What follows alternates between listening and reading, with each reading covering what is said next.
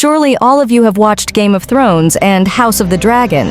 These series are among the most epic and widely watched shows in recent years.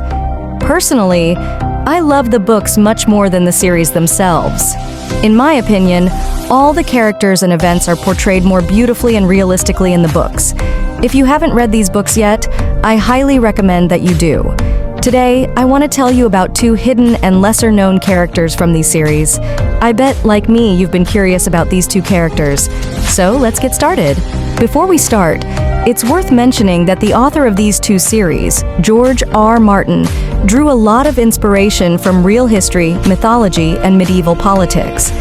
For example, the War of the Roses was one of Martin's biggest inspirations for the rivalry between the houses in Westeros.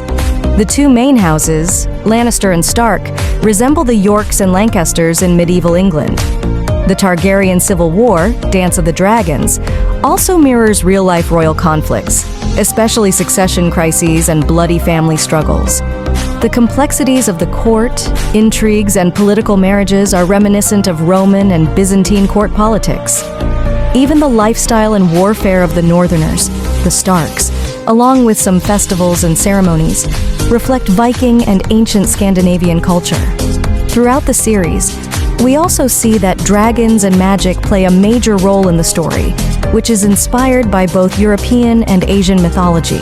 Jon Snow is one of the coolest and most fascinating characters in Game of Thrones.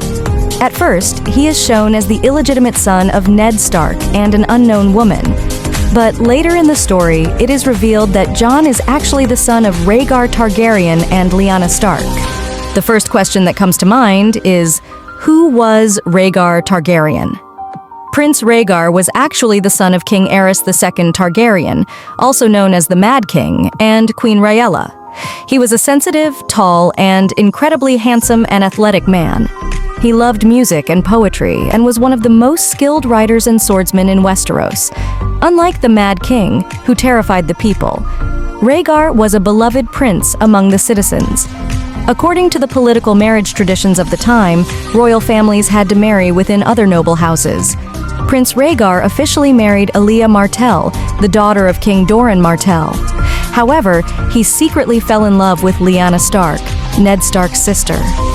The result of this secret love and marriage was Jon Snow, one of the most beloved and key characters in Game of Thrones. During Robert Baratheon's rebellion, Rhaegar was killed near the Trident River. Now we come to Jon Snow's mother, Lyanna Stark.